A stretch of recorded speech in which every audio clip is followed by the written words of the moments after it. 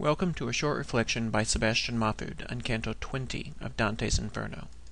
After climbing back up from the third Bolgia, the poets cross the fourth, wherein circle the diviners and sorcerers, and Dante sees before him the punishment of those who sought by unnatural means to see into the future, perverting the grace of prophecy for earthly gain. Virgil should expect to see, but doesn't mention Erecto, the witch who forced his recently departed soul to descend from Limbo to Judaica in the ninth circle, in order to bring back information about the outcome of a battle. We do meet people like Tiresias, who lived for a time as a woman after he struck two coupled snakes apart, and who interpreted for Oedipus the meaning of the plague in Thebes. Their heads are turned backwards on their bodies, and their tears race down their backs. Dante himself is moved to tears at the distorted image of humanity, and he's instantly checked by Virgil that there's no place for pity in hell. This seems to be a reversal of some of Virgil's toleration for the pity that Dante has shown others, like Francesca, the unknown Florentine suicide, in Cavalcante dei Cavalcanti. But Ciardi gives a couple of plausible explanations, one being that Dante was probably not ready to recognize the true nature of evil, another being that human reason is essentially fallible.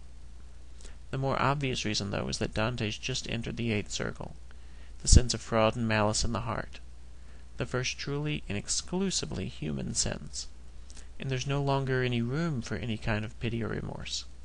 These were sinners who made a conscious act of the will, unobstructed by passion, to pass over into evil. They didn't just slip into their hell through the bestial nature that worked their appetites against their better interest. They raced into it with both eyes open, claiming the circle, the Bolgia, and the path that would provide them with an eternity of weeping. It's in this sense that Virgil is speaking. Virgil enters into a number of asides with Dante as they travel, reaching the tropological level of allegory each time he does so. While he's already provided his two allegorical figures, Dame Fortune and the Old Man of Crete, in earlier cantos, here he provides the foundation myth of his own city and region. Mantua, Tiresias' daughter, settled in the area that was named after her and became Mantua. Like any foundation myth, the story of Mantua gives Virgil's place of birth an exotic flavor. But that's not the reason he tells the story. For it to reach the tropological level, it cannot be a mere episode, but has to serve a function in the explanation of the plot. Like Dante exonerated himself from any wrongdoing in the third Bolgia, tale of his breaking of a baptismal font to save a boy who was drowning therein, and like he will endeavor to exonerate himself of any graft in his fifth Bolgia adventure coming up.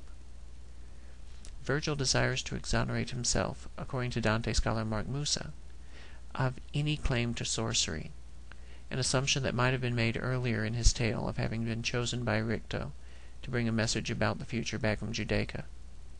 It's the kind of thing Dante might think about staring into the pit, the kind of thing that would evoke pity not just for the suffering souls of the Bolgia, but also for Virgil, and the kind of thing that would make Virgil's transition from "pity is misplaced here" to "let me tell you about Manto" make sense.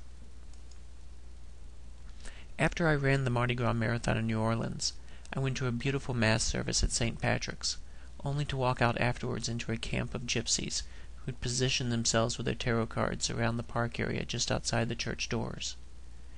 People were leaving Mass and paying to have their palms read, and the only thing I could think about as I passed by the dozen or so tables of crystal balls and sweet-talking witches was the idea of how prostitution takes a foothold.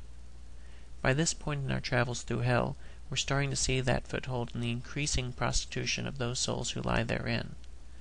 The first Bolgia was filled with those who tried to turn others into prostitutes, that is, who tried to turn people into tools who would willingly be complicit with them.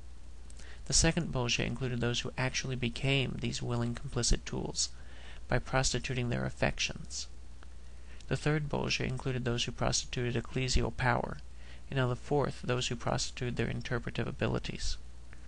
The fifth will be filled with those who prostituted civic power, the sixth with those who prostituted truth, the seventh with those who prostituted ownership, the eighth with those who prostituted unity, the ninth with those who prostituted their intellect, and the 10th with those who prostituted their artistic talents.